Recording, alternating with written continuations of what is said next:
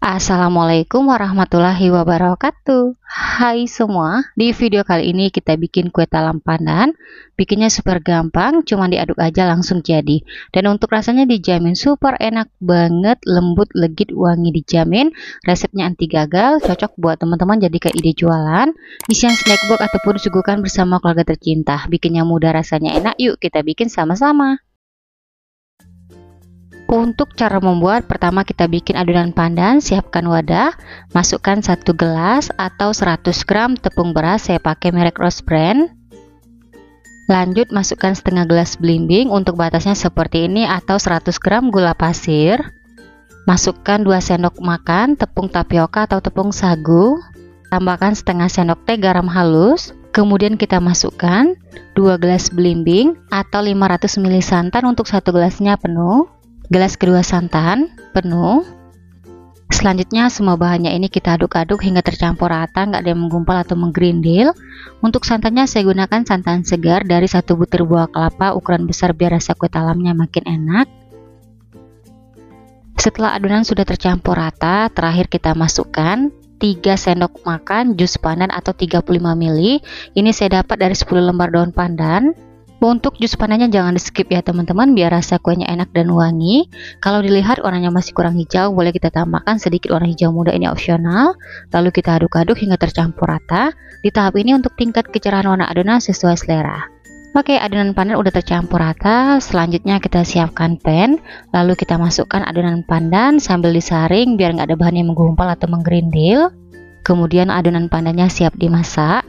Di sini kita nyalakan api kompor sedang cenderung kecil. Kita masak semua bahannya hingga agak sedikit menggumpal atau hingga santannya hangat ya. Ini bertujuan biar kue talam pandannya awet, nggak cepat basi, apalagi kalau teman-teman bikin buat jualan. Nah, kelihatan adonannya ini agak sedikit menggumpal seperti ini. Oke, ini udah cukup, matikan api kompornya. Lanjut adonan pandannya kita angkat. Sekarang kita siapkan loyang. Oles loyang dengan minyak goreng tipis-tipis saja hingga rata.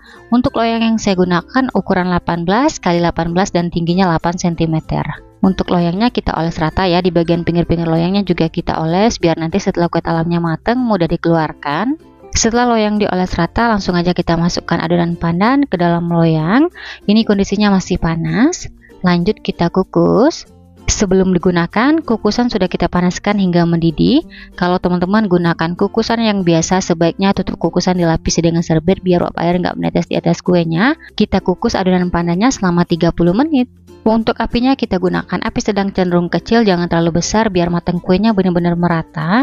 Langkah selanjutnya kita bikin lapis putih. Siapkan wadah, masukkan 1 gelas atau 100 gram tepung beras.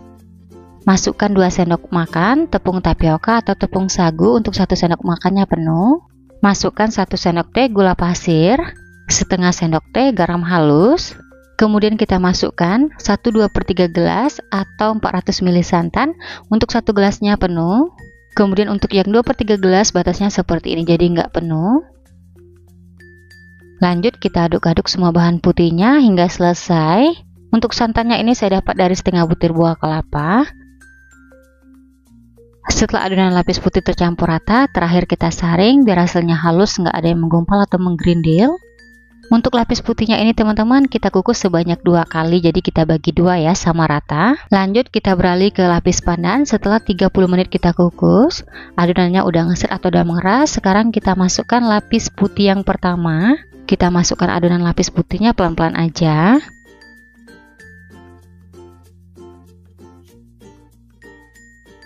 Untuk lapis putih yang pertama ini kita kukus selama 10 menit. Setelah 10 menit lapis putih pertama udah set atau udah mengeras, sekarang kita masukkan lapis putih yang kedua.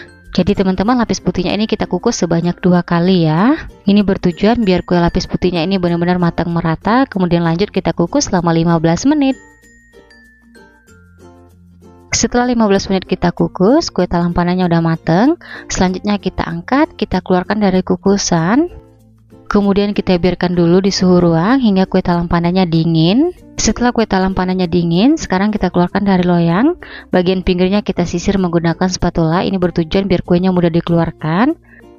Lanjut kita beri alas, kemudian loyangnya kita balik. Nah, gimana nih teman-teman?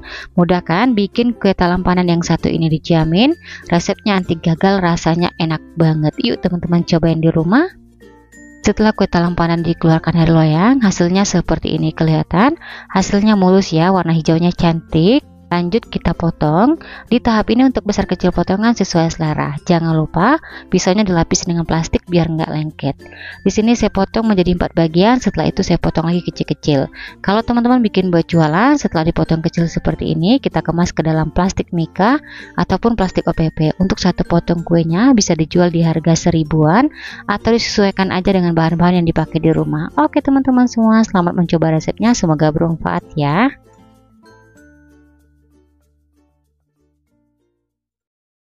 Setelah kue talam pandannya kita potong, langsung aja kita cobain. Untuk tekstur kue talam yang ini lembut banget. Bismillahirrahmanirrahim.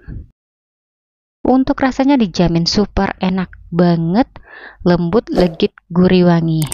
Oke, sekian dulu video dari saya. Semoga suka dan bermanfaat. Terima kasih sudah nonton videonya hingga habis. Wassalamualaikum warahmatullahi wabarakatuh.